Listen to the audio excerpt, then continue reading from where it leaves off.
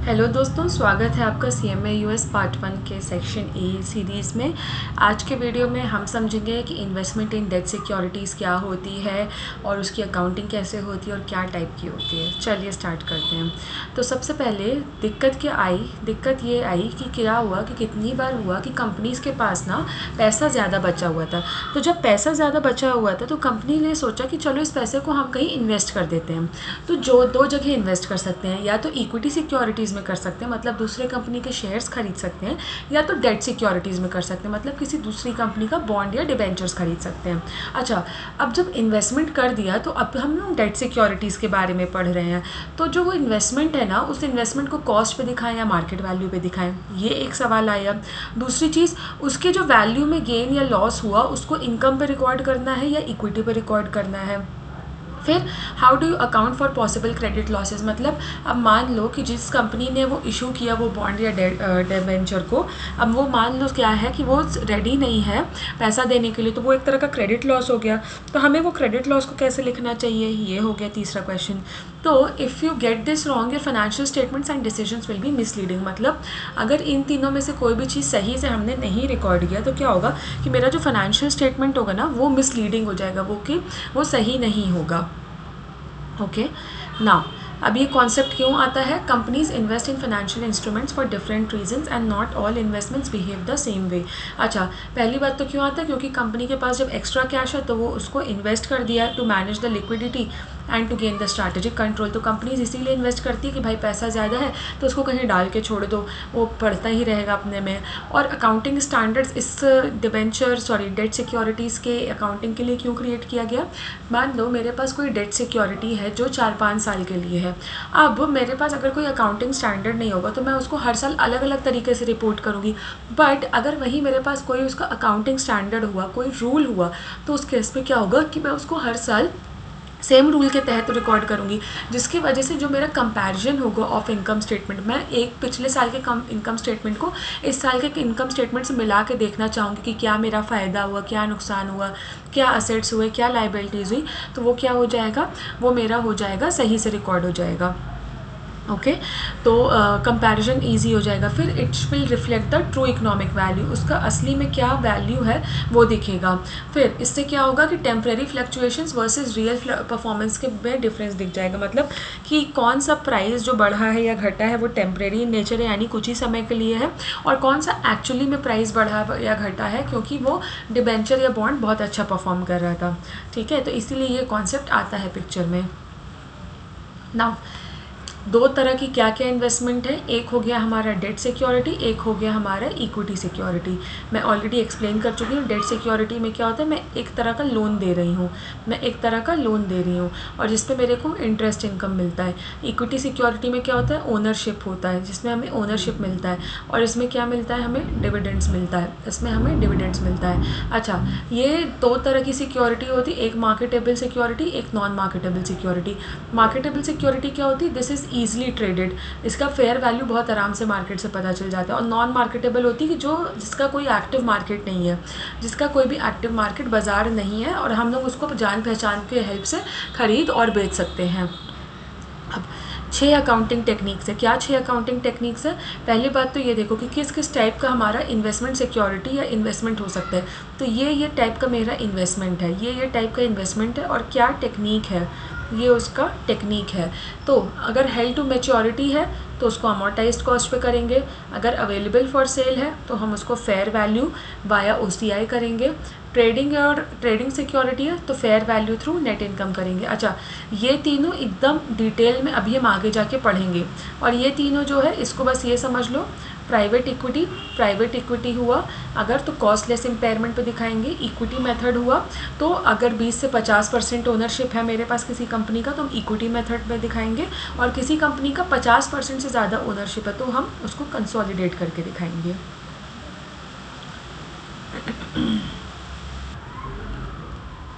Okay तो हमारी debt security 3 तरह की है, held to maturity, available for sale और ट्रेडिंग सिक्योरिटी। 3 तरह की सिक्योरिटीज़ हो सकती है डेट सिक्योरिटीज़, ये 3 तरीके की है। क्या है हर एक सिक्योरिटी, वो हम अभी जाके पढ़ते हैं। अच्छा, एक एग्ज़ाम थिंकिंग टिप यहाँ पे दिया है कि कभी भी आप कंफ्यूज हो कि ये कौन सी सिक्योरिटी किस लिए है, कौन सी सिक्योरिटी किस चीज़ के लिए है, तो ये ध्यान रखो, पहले से खुद से ये सवाल पूछो कि ये सिक्योरिटी का पर्पस क्या है, किस लिए हमने इसको रखा है अपने पास, तो आधा जवाब तो वहीं मिल जाएगा। अब आ गई held to maturity security. Held to maturity, as the term maturity is given, as the term maturity is given. Maturity maturity maturity मतलब सपोज़ करो कोई बॉन्ड है, कोई बॉन्ड मैंने दूसरी कंपनी का ख़रीद के रखा है, अब वो बॉन्ड 10 साल का है, बॉन्ड मैंने उसको ईयर 1 में ख़रीदा और वो 10 साल बाद जाके मैच्योर होगा। मतलब किसी कंपनी में मैंने मेरे से उधार पैसा लिया, पब्लिक से पैसा उधार लिया 10 साल के लिए और उसके बदले में उनको बॉन्ड्स दे दिया। बॉन्ड एक डॉक्यूमेंट होता है जिस पे कितना पैसा उधार लिया है, कितने समय के लिए लिया और क्या इंटरेस्ट रेट पे पैसा देंगे उनको, क्या इंटरेस्ट देंगे, वो इंटरेस्ट रेट मेंशन रहता है। तो अगर मैंने एक बॉन्ड किसी कंपनी का ईयर 1 में ख़रीदा और उस बॉन्ड को 10 साल लगेगा मैच्योर होने में, 10 साल लगेगा मुझे अपना दिया हुआ पैसा वापस मिलने में, तो उसको मैं क्या कहूँगी, हेल्ड टू मैच्योरिटी। मतलब जब तक वो पूरा मैच्योर नहीं हो जाएगा तब तक मैं उसको होल्ड करके रखती हूँ। और इसके लिए क्या कंडीशंस रिक्वायरमेंट है, कंडीशंस रिक्वायरमेंट है that we should have the intent and the ability to hold till maturity. Intent और एबिलिटी मतलब मेरे पास, मेरे मन में इच्छा होनी चाहिए और मेरे पास उतना उसको, मतलब मैं सक्षम भी हूँ उतनी कि मैं उसको मैच्योरिटी तक रख सकूँ। मतलब कि मैं चाहती हूँ उस पर्टिकुलर बॉन्ड को रखना, लेकिन मेरे पास पैसा भी होना चाहिए, मेरे पास इनफ रिसोर्सेज भी होने चाहिए।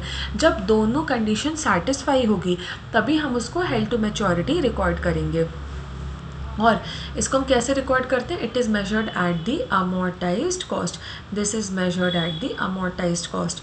अब की फीचर्स क्या है, adjust for premium amortisation, adjust for discount amortisation, no fair value adjustment account needed. मतलब अब जैसे सपोज़ करो कि फेयर वैल्यू दिया हुआ है, यहाँ पे देखो मैं नीचे और चले जाती हूँ, हाँ यहाँ पे देखो, सपोज़ करो मेरा कॉस्ट था एक किसी पर्टिकुलर बॉन्ड का 100 और मेरा परचेज़ प्राइस है 120, तो 20 रुपये में मैंने एक्स्ट्रा दिया, तो 20 रुपये क्या हो गया, मेरा प्रीमियम हो गया। तो ये जो प्रीमियम है ना, इसको मैं मान लो ये मेरा 10 साल का है, तो मैं 10 साल तक अमोर्टाइज़ करूँगी। मतलब ये जो मेरा 120 रुपये का प्रीमियम है ना, ये जो 20 रुपये का प्रीमियम है, ये मैं हर साल कुछ रुपए थोड़ा इससे रिड्यूस करती रहूँगी, जिससे कि ये बॉन्ड की value at the end of the 10 years 100 रुपये पहुँच जाए और मेरे को 100 रुपये लौटाना पड़े। वहीं केस दूसरा होता कि मेरा 100 रुपये का बॉन्ड है, मैंने 80 में ख़रीदा, तो मेरा जो 20 रुपये का डिफरेंस है वो डिस्काउंट हो जाता।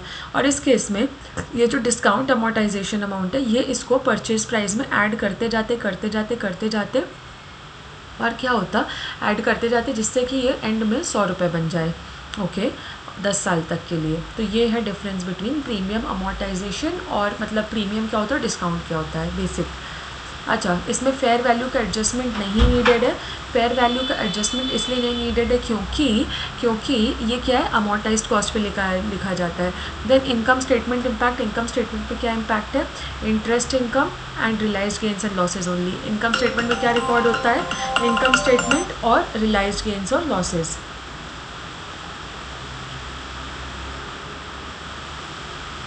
इनकम स्टेटमेंट और रियलाइज्ड गेन्स और लॉसेज।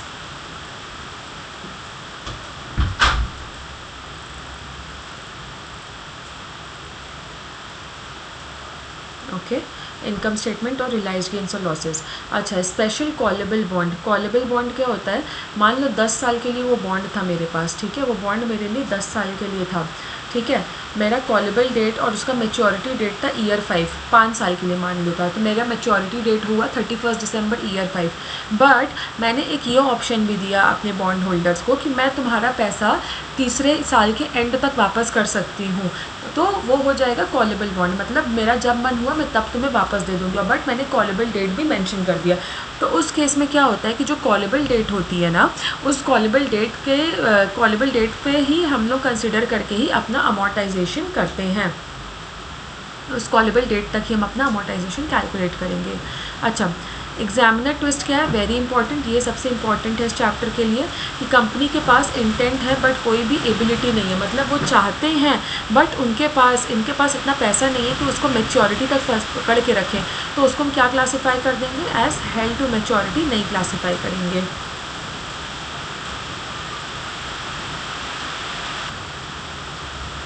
अब आता है available for sale debt securities.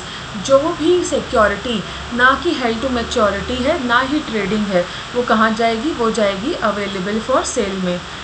जो भी HTM और ट्रेडिंग नहीं है वो कहाँ जाएगी, अवेलेबल फॉर सेल में। और इसको किस पे कैरी करते हैं, this is carried at fair value. और इसमें कोई भी इंटरेस्ट इनकम आएगा वो कहाँ जाएगा, इनकम स्टेटमेंट में जाएगा।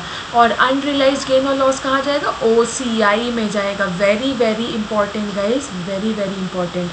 तो AFS का memory trick, away from statement, मतलब सारी चीज़ें इनकम स्टेटमेंट जाएंगी बट क्या अवे जाएगा, unrealised gain and losses go to OCI, away from the income statement, away from the income statement. Okay, फिर आ गया हेल्ड फॉर ट्रेडिंग सिक्योरिटी, मतलब ये किस लिए हम इसको रखते हैं, इसको हम रखते हैं शॉर्ट टर्म प्रॉफिट के लिए।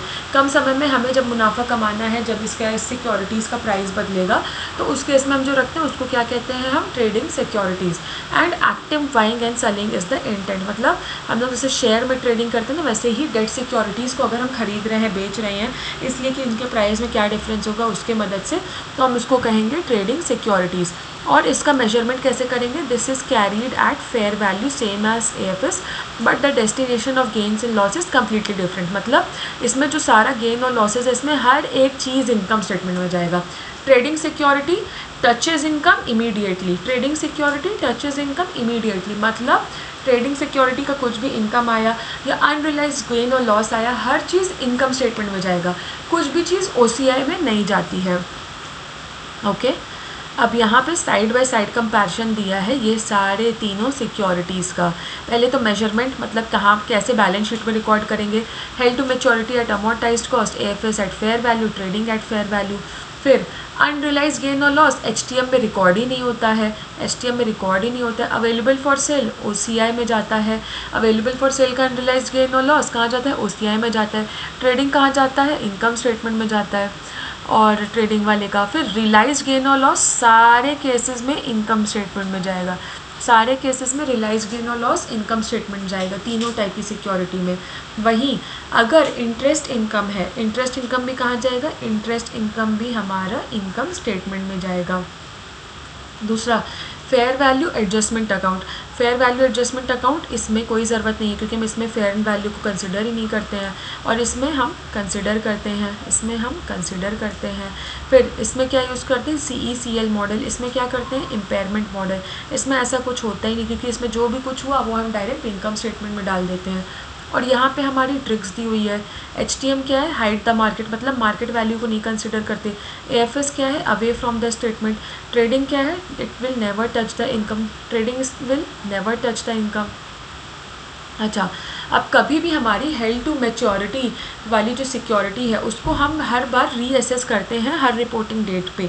इसका मतलब क्या हुआ कि जो मेरी हेल्ड टू मैच्योरिटी सिक्योरिटी है, हर एक रिपोर्टिंग डेट एक होती है, उस पर मैं देखती हूँ कि whether I have the intent and ability to hold it until maturity और नॉट, मतलब मैं उसको पूरे समय तक अपने पास रख सकती हूँ कि नहीं। अगर नहीं तो फिर क्या है, वो HMT क्या हो जाता है, it becomes invalid, it becomes invalid, और उसको हम HTM नहीं दिखा सकते हैं, उसको हम HMT में कह रही हूँ, sorry HTM held to maturity नहीं दिखा सकते हैं।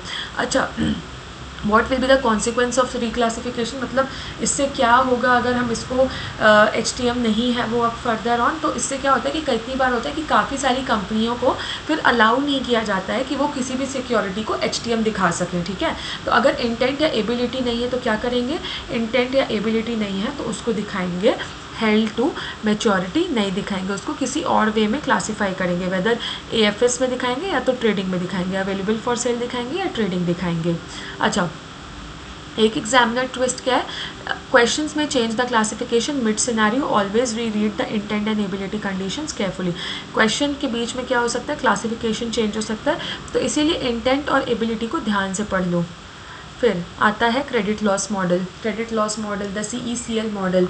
तो इसमें क्या होता है, ये एक फॉरवर्ड लुकिंग अप्रोच है, जिसमें फॉरवर्ड लुकिंग अप्रोच है। इसमें क्या होता है कि जिसमें losses are recognise based on expected future losses, not just incurred losses.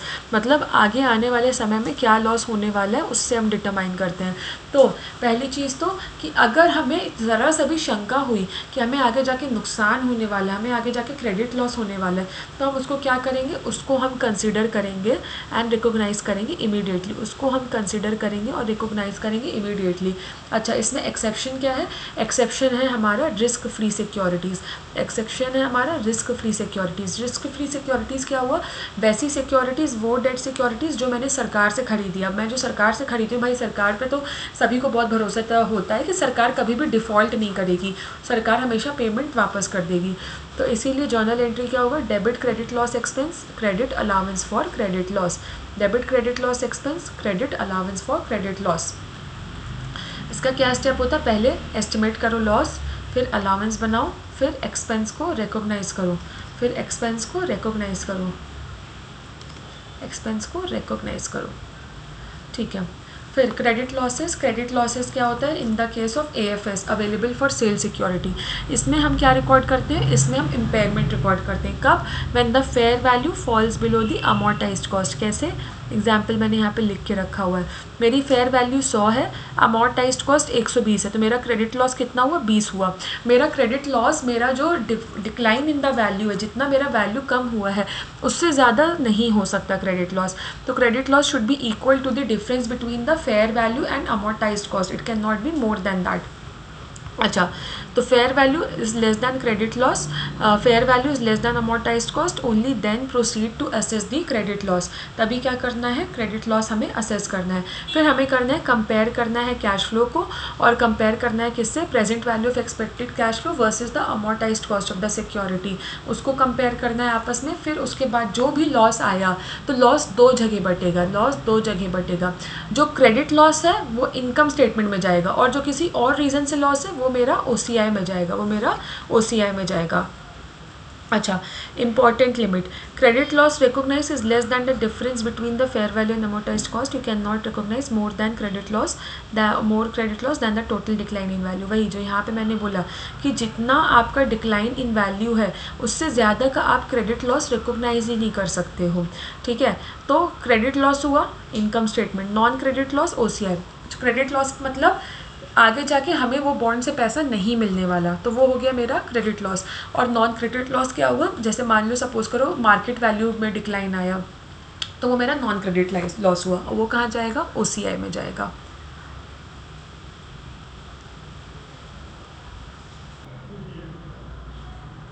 Okay, अब आता है factors to analyse credit risk. हमें कैसे पता चलेगा कि हमें आगे जाके क्रेडिट लॉस होने वाला है। तो उसके लिए क्रेडिट रिस्क अगर हम पहचान लें, तो पहला हमारा क्या है, पहला इंडिकेटर है इशूअर फाइनेंशियल कंडीशन। मतलब जो हमने जिससे अपना डेट सिक्योरिटीज़ जिससे ख़रीदा है, उसकी अगर फाइनेंशियल कंडीशन, उसकी माली हालत अच्छी नहीं है, तो इसका मतलब है क्रेडिट लॉस होने के चांसेस है। फिर उसके एंड से पेमेंट डिफ़ॉल्ट हुआ है पहले कभी पास्ट में, तो उस केस में भी हमारा क्रेडिट लॉस होने की चांसेस है। फिर हर एक जो ऐसे सिक्योरिटीज़ इशू करते हैं ना, उनकी एक क्रेडिट रेटिंग होती है। अगर उनकी क्रेडिट रेटिंग अच्छी नहीं है, वो समय पे पैसा नहीं देते हैं या कुछ भी डिफ़ॉल्ट करते हैं, डिले करते हैं, पैसा नहीं देते, तो उनकी क्रेडिट रेटिंग लो होती है। तो अगर क्रेडिट रेटिंग लो हो रही है तो क्या करना है, तो भी हम उसको रिकॉर्ड करेंगे एज अ क्रेडिट रिस्क। फिर इंडस्ट्री कंडीशन में होता है कि मतलब मान लो जिस इंडस्ट्री में वो ऑपरेट कर रहा है उसमें क्या होता है, उस इंडस्ट्री में उसका मतलब ज़्यादा अच्छा बिजनेस नहीं हो रहा है या जो भी रीज़न्स हैं, तो उसमें क्या होता है इंडस्ट्री कंडीशन। फिर इकोनॉमिक फोरकास्ट, इकोनॉमिक फोरकास्ट में क्या होता है कि जैसे मान लो कि हमें पता चल रहा है इकोनॉमी में, हमारे देश में या आसपास में चल रहा है, ये पता है मुझे कि अच्छी चीज़ें, अच्छा मतलब नहीं आगे होने वाला है बिज़नेस में, बिज़नेस वर्ल्ड में, या World War 3 आ रहा है, ऐसा कुछ हो रहा है। तो ऐसे सारे केसेस में क्या होता है, हम लोग फैक्टर्स हमारे जो हैं दर्शाते हैं कि ये क्रेडिट रिस्क का फैक्टर है और हमारा आगे जाके क्रेडिट लॉस होने की संभावना है।